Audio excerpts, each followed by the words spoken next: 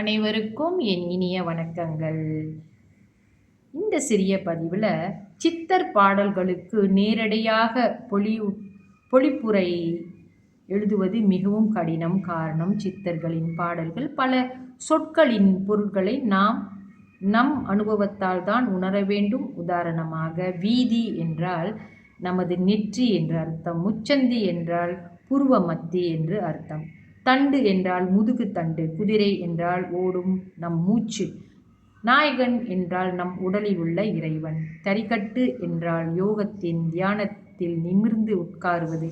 5 தலை நாகம் என்றால் ஐம்பொறிகளும் என்று நாம் புரிந்து கொள்ள வேண்டும். ஆகையால் நம் வாழ்க்கைக்கு வழிகாட்டும் பாடல்கள் வரிசைப்படுத்தப்பட்டு கருத்துகளுடன் கொடுக்கப்பட்டுள்ள புத்தகங்கள் நாம் வாங்கி படிப்பது மிகவும் அவசியம். அதுபோலவே வாழ்க்கை வழிமுறை, ஆகம சாஸ்திர, யோகம், தந்திர வழிபாடு, இறைவனோடு ஐக்கியமாகும் முறை, குரு தரிசனம் போன்றவைகளையும் நாம் இந்த சித்தர்களின் பாடல்கள் மூலியமாக முறையாக கற்றுக்கொள்ளலாம்.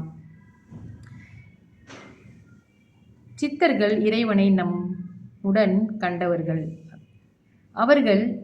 அவர்களின் அறிவுரைகளை கேட்டால் நமது மனதில் குற்றங்கள், மாயங்கள் நீங்கி நாமும் இறைவனின் அம்சம் என்பதை உணரலாம். வாழ்க்கையில் நம்முடைய பல பயங்களுக்கு, துன்பங்களுக்கும் முக்கிய காரணம் நாம் வேறு, மற்றவர் வேறு என்ற எண்ணமே.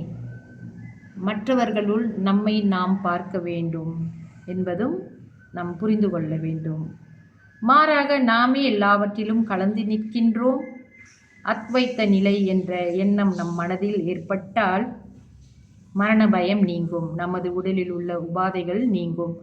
மரண பயம் பேர் வாழ்வு கிட்டும். மரணமில்லா பேர்வாழ்வு கிட்டும். எல்லாம் வல்ல இறைவன் நம் எல்லோருக்கும் அருள் புரிவாராக. நன்றி, வணக்கம்.